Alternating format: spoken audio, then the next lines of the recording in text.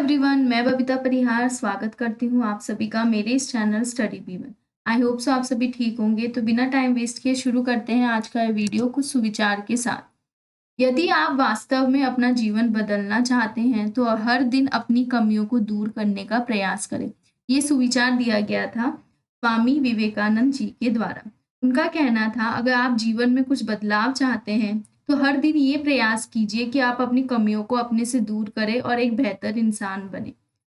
के बाद देखेंगे आज के इस वीडियो में कुछ important news analysis in English and Hindi और एक्सप्लोरिंग उत्तराखंड में आज हम जानेंगे कुछ खास बातें पंडित बद्रीदत्त पांडे जी के बारे में। तो शुरू करते हैं आज का ये वीडियो इम्पॉर्टेंट डे से। आज है 19 नवंबर। 19 नवंबर को आज सेलिब्रेट किया जाता है world Toilet day. World Toilet day बनाने का मेन एम है focuses on the impact of sanitization crisis on groundwater. This observance held annually since 2013. ये शुरू किया गया था 2013 से। इसका मेन एम ये था ताकि लोगों के बीच अवेयरनेस क्रिएट हो सैनिटाइजेशन के प्रति, हाइजीन के प्रति, और लोग सेफली इसे मैनेज करें, तो ताकि जो इससे डेवलप डिजीजेस क्रिएट होती है उससे लोग बचें। तो आज का ये ईयर का वर्ल्ड टॉयलेट डे का थीम है मेकिंग द इनविजिबल विजिबल। उसके बाद हम एक और डे सेलिब्रेट करते हैं आज ही के दिन, वो है international Men's day. International Men's day का सेलिब्रेट करने का मेन एम है, ये डे सेलिब्रेट किया जाता है कई तरह के प्रोग्राम्स सेलिब्रेट कर कर, कॉन्फ्रेंसेस रखकर, जिसमें जो भी मैन एंड बॉयज़ है अपनी प्रॉब्लम्स को डिस्कस करें, उन्हें एक ऐसा प्लेटफॉर्म प्रोवाइड करें जिसमें वो अपनी प्रॉब्लम, जिससे भी मेंटली वो फेस कर रहे हैं, उसे डिस्कस करें, सोल्यूशन गेन करें। ये डे सेलिब्रेट करने का ये मेन एम है। तो ये डे का जो आज का ये ईयर का थीम है वो है helping man and boys. So this 2 days are celebrated on 19th November. First is World Toilet Day and second is International Men's Day. उसके बाद देखेंगे आज की कुछ डेली न्यूज़ अपडेट। उससे पहले जो भी चैनल पे नए हैं सब्सक्राइब कर लीजिए चैनल को और ज़्यादा से ज़्यादा शेयर कीजिए, और जिन्होंने भी मेरे प्रीवियस वीडियोस नहीं देखे हैं वो डिस्क्रिप्शन में जाकर लिंक में क्लिक कर कर वीडियोस को देख सकते हैं। तो स्टार्ट करते हैं कुछ अपडेट्स के साथ। India's first privately built rocket launch. तो it's a historical movement for India. India का जो फर्स्ट प्राइवेटली डेवलप्ड रॉकेट है जिसका नाम है विक्रम एस, वो सक्सेसफुली लॉन्च हो गया है फ्राइडे के दिन, और ये लॉन्च किया गया है स्पेस पोर्ट श्रीहरिकोटा से जो आंध्र प्रदेश में है। उस रॉकेट के बारे में कुछ इन्फॉर्मेशन यहाँ पे दी गई है। ये रॉकेट डेवलप किया गया है हैदराबाद बेस्ड, यहाँ पे आप देख सकते हैं, Hyderabad based startup Skyroot Aerospace Private Limited के द्वारा ये रॉकेट को लॉन्च किया गया है, डेवलप किया गया है। इसमें इसरो ने भी उनकी खूब हेल्प की है। उन्होंने यहाँ पे इसरो को थैंक्स देते हुए यहाँ पे कुछ नोट लिखा है, प्लस उस रॉकेट की स्पीड, उसकी जो कितनी स्पीड की वो है, वो सब यहाँ पे मेंशन की गई है। तो इट्स अ हिस्टोरिकल मूवमेंट। इसके बारे में नरेंद्र मोदी जी ने भी कुछ अपनी बातें शेयर की है, वो यहाँ पे दी गई है ये वाले बॉक्स में। तो India's first privately build rocket is launch on Friday. Next, women secure second third rank in NDA naval academic final.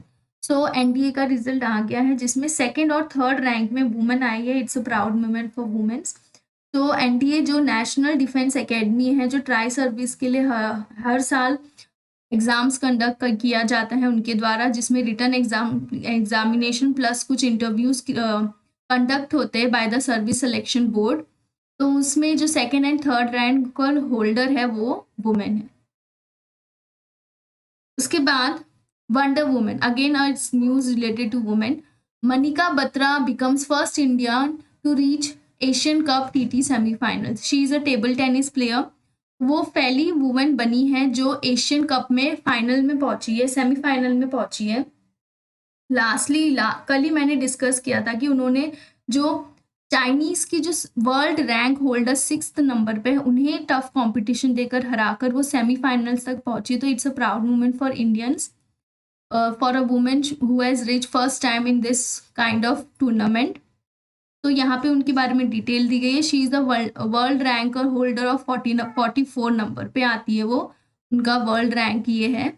And she is a table tennis player. उसके बाद कुछ उत्तराखंड से न्यूज़, फॉरेस्ट रेंजर भर्ती परीक्षा टली 21 दिन बाद होगी। तो 5 से 9 दिसंबर के बीच होने वाली थी जो मेन परीक्षा थी फॉरेस्ट रेंजर की, अब वो टलकर 12 दिसंबर से कराई जाएंगी। सीके नायडू ट्रॉफी के लिए 3 खिलाड़ियों का चयन। जो सीके नायडू ट्रॉफी दी जाती है in the field of cricket for to the players, उसमें 3 लोगों का चयन किया गया है जो दून बलूनी क्रिकेट एकेडमी से बिलोंग करते हैं। उसके बाद प्रदेश में राज्य औद्योगिक सुरक्षा बल का होगा गठन। शासन स्तर पर चल रही है तैयारी, पुलिस मुख्यालय प्रस्ताव को दे रहा है अंतिम रूप। तो कुछ औद्योगिक सुरक्षा बल का गठन होने वाला है उत्तराखंड में, जिसमें काफ़ी चेंजेस आएंगे, काफ़ी कोर्स एनरोल्ड होंगे, जिसमें अपग्रेडेशन होगा उस फील्ड में। तो ये थी कुछ डेली न्यूज़। आज हम जानेंगे एक्सप्लोरेशन ऑफ उत्तराखंड में पंडित बद्रीदत्त पांडे जी के बारे में, जिन्हें कुमाऊं केसरी भी कहा जाता है। तो एक ऐसे शख्सियत के बारे में हम आज जानेंगे जिन्होंने अपना पूरा जीवन लोगों के लिए और लोक कल्याण में समर्पित कर दिया। इनकी पिक्चर आप यहाँ देख सकते हैं राइट साइड में। तो वो उनका जन्म हुआ था 15 फरवरी 1882 में, और वो एक इतिहासकारक, फ्रीडम फाइटर, सोशल रिफॉर्मर थे, और वो मेंबर ऑफ पार्लियामेंट भी रह चुके हैं, first member of parliament from Almora, स्वतंत्र भारत के बाद। तो उनकी जो जीवन शैली है वो एक एक करके हम देखेंगे कि उन्होंने ऐसे क्या क्या कार्य अपनी जीवन शैली में किए हैं जिनसे उनका नाम कुमाऊं केसरी रखा गया था, और जानते हैं उनके बारे में कुछ बातें। तो उनका जन्म हुआ था कनखल, हरिद्वार में हुआ था उनका जन्म। उसके बाद छोटी सी ही आयु में उनके माता पिता की मृत्यु हो गई थी, और उन्होंने अपना जो एकेडमिक पूरा क्वालिफिकेशन है वो किया था इलाहाबाद से। वो एक ड्रॉप आउट रह चुके हैं due to some financial crisis. उन्होंने छोटी सी उम्र में से ही काम करना शुरू कर दिया था। उन्होंने 1903 में टीचर के तौर पे काम किया था देहरादून में, पर उनकी रुचि थी ज़्यादा जर्नलिज्म में। तो इस कारणवश उन्होंने अपना जॉब भी क्विट किया और वो जर्नलिज्म के फील्ड में आए। उन्होंने पहली बार लीडर और कॉस्मोपॉलिटन जैसे पत्र न्यूज़पेपर के लिए काम किया। लीडर उस समय का न्यूज़पेपर जो इलाहाबाद से प्रिंट होकर आता था, और कॉस्मोपॉलिटन वो एक देहरादून का न्यूज़पेपर था। उनके लिए उन्होंने एक एडिटर के तौर पे काम किया। उसके बाद 1913 में उन्हें एक अलग से एक अवसर मिला जिसमें उन्होंने एक एडिटर के तौर पे काम किया अल्मोड़ा अखबार में, और यहाँ से उनकी जो जीवन है वो उसमें बदलाव आया। जब वो एक एडिटर के तौर पर अल्मोड़ा अखबार में काम करते थे तो उन्होंने अपने ही अखबार में कुछ जो अंग्रेज सरकार का जो शासनकाल चल रहा था, उस समय ब्रिटिश रेजिम चल रहा था, उनके जो गलत नीतियाँ थी, जो गलत जो एक्सप्लॉयटेशन वो इंडियंस का करते थे, उसके बारे में विरोध करते हुए लिखा। उन्होंने लोगों के बीच जागरूकता फैलाई ताकि लोग अवेयर हो, अपनी कंट्री की फ्रीडम के लिए लड़े। तो इस कारणवश जो अंग्रेज थे उन्होंने फोर्सफुली वो न्यूज़पेपर को बंद कर दिया जो अल्मोड़ा अखबार था 1918 में। उसके बाद जब ऐसा हुआ, जब वो अखबार बंद हुआ, तो उन्होंने बद्रीदत्त पांडे जी ने सोचा कि वो खुद का एक पेपर लॉन्च करेंगे, पब्लिश करेंगे, जो उन्होंने उसी वर्ष किया 1918 में। 1918 में उन्होंने विजयदशमी के दिन एक न्यूज़पेपर लॉन्च किया था जिसका नाम था शक्ति।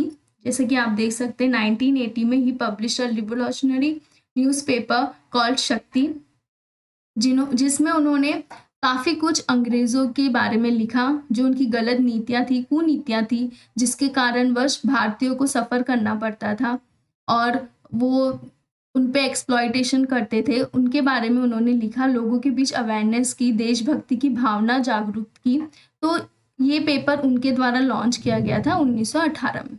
उसके बाद जब 1920 का काशीपुर सेशन हुआ, वहाँ पे उन्होंने जो कूली बैगर उस समय बागेश्वर में चलता था उसके बारे में प्रस्ताव रखा। फिर बाद में 1921 में जब बागेश्वर के सरयू तट के पास कूली बैगर मूवमेंट के खिलाफ उन्होंने आंदोलन किया और वो कूली बैगर मूवमेंट उन्होंने बंद करवाया। उस समय जो भी वो प्रथा चलती थी, कूली बैगर उस समय की एक कुप्रथा थी जिसमें वहाँ के जो गांव के लोग हैं अपने नाम रजिस्टर करते थे और वहाँ पे जो ब्रिटिश लोग थे उनके सामान ले जाते थे बिना कोई पेमेंट के, बिना कोई फीस के। वो उनका एक्सप्लॉयटेशन करते थे जो वहाँ के गांव के रहने वाले थे और उन्हें उनसे अपने काम भी करवाते थे। तो इस प्रथा को रोकने के लिए वहाँ पे कुल 40,000 लोग मौजूद थे वहाँ के, प्लस वीडी पांडे जी भी थे वहाँ पे। और इस कारण उनके ये मूवमेंट के कारण वो प्रथा वहाँ पे बंद हो गई 1921 में। तब से उन्हें एक नाम दिया गया था वो था कुमाऊं केसरी। वो कुमाऊं केसरी नाम से उस समय से जाने लग गए पूरे कुमाऊं में और उत्तराखंड में और भारत में भी। और उन्हें इसी मूवमेंट को गांधी जी ने कहा था ब्लडलेस रेवोल्यूशनरी मूवमेंट, क्योंकि एक नॉन वायलेंट मूवमेंट था। ठीक है। उसके बाद 1955 में जब भारत आजाद हुआ, उन्हें पहला एमपी बनाया गया अल्मोड़ा से। वो मेंबर ऑफ पार्लियामेंट बने अल्मोड़ा से। प्लस उन्होंने काफी आंदोलन में शामिल हुए स्वतंत्र भारत को स्वतंत्र करने के लिए, और उन्होंने काफी मूवमेंट्स चलाए ताकि जिससे वो अपना एक कंट्रीब्यूशन दे सके और इंडिया इंडिपेंडेंट हो। और इस कारणवश उन्हें कई बार जेल भी जाना पड़ा। और इसी दौरान जब वो 1955 में के बाद मेंबर ऑफ पार्लियामेंट बने, उसके पहले वो जेल गए थे। बरेली जेल में जब वो थे उस समय उन्होंने एक पुस्तक लिखी जिसका नाम था हिस्ट्री ऑफ कुमाऊं। कुमाऊं का इतिहास लिखा, जो आज भी लोग मानते हैं कि उसमें काफी कुछ कुमाऊं के बारे में लिखा गया और उसे एज अ रेफरेंस के तौर पे देखा जाता है for the history of Kumaon. तो ये उन्होंने बरेली की जेल में लिखा था। प्लस उन्होंने अपने जीवन काल में एक ऐसी और एक कुप्रथा को बंद किया जिसका नाम था नायक प्रथा।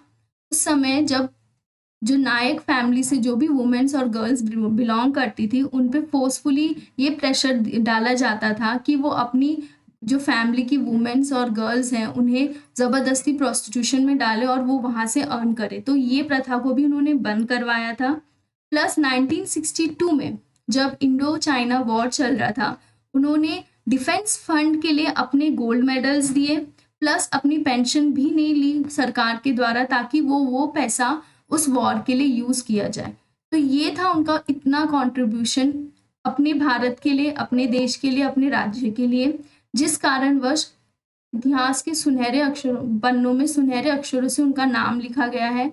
उन्हें कुमाऊं केसरी कहकर कहलाया गया है। फिर 1965 में वो उनका देहांत हो गया सरयू तट के पास जो बागेश्वर में स्थित है। आप देख सकते हैं यहाँ पे मैंने कुछ फोटोज लगाई हैं। अल्मोड़ा अखबार के जो फर्स्ट पेज था वो ये है। उसके बाद कुमाऊं का इतिहास उनके द्वारा लिखा गया था और ये है वो वाला फोटो जो उन्होंने जब कूली बैगर मूवमेंट के लिए गए थे, वहां पे आंदोलन किया था, उस समय का ये फोटो है। किस दौर पर वहां पे भीड़ उमड़ी है ताकि वो प्रथा को बंद किया जाए। और ये है सरयू तट जो बागेश्वर में है। यही उनका देहांत हुआ था, यही उनका देह संस्कार किया गया था और वो पंचतत्व में विलीन हो गए थे। तो ये थी कुछ इम्पॉर्टेंट बातें, कुछ अमेजिंग फैक्ट्स और उनका कंट्रीब्यूशन जो उन्होंने अपने देश और राज्य के लिए किया। अपना पूरा जीवन उन्होंने इसी चीज़ के लिए समर्पित कर दिया। तो ये थी उनके बारे में कुछ खास बातें। इससे रिलेटेड मैंने कुछ क्वेश्चंस बनाए हैं जो हम 1 बाय 1 देखेंगे, जिससे हमारा रिवीजन हो गया। और पीसीएस और यूके पीसीएस ऐसे वाले पेपर्स में भी उनके रिलेटेड बहुत सारे क्वेश्चंस फॉर्म होते हैं, इसलिए ये टॉपिक उस नज़रिए से भी बहुत इम्पॉर्टेंट, एग्जाम नज़रिए से भी बहुत इम्पॉर्टेंट हो जाता है। तो 1 बाय 1 हम क्वेश्चन आंसर्स को भी देखेंगे। तो first question is from the following which region Badridatt Pande was elected as Lok Sabha member. कौन से रीजन से वो लोकसभा के मेंबर बने थे? पहला चंपावत 1955 को, इसमें ईयर भी आपको सेलेक्ट करना है। नैनीताल 1956, पिथौरागढ़ 1955, अल्मोड़ा 1955। तो करेक्ट आंसर है Almora, the option number D. Almora से ही वो लोकसभा के मेंबर बने थे 1955 में। In which year did Shakti newspaper was started by BD. Pande. तो शक्ति न्यूज़पेपर जो उनके ही द्वारा पब्लिश किया गया था वो कब से, कौन से ईयर में था? वो था 1918 में, द ऑप्शन नंबर सी। जब अंग्रेजों ने अल्मोड़ा अखबार को बंद कर दिया था उसी वर्ष उन्होंने ये वाला अखबार शुरू किया।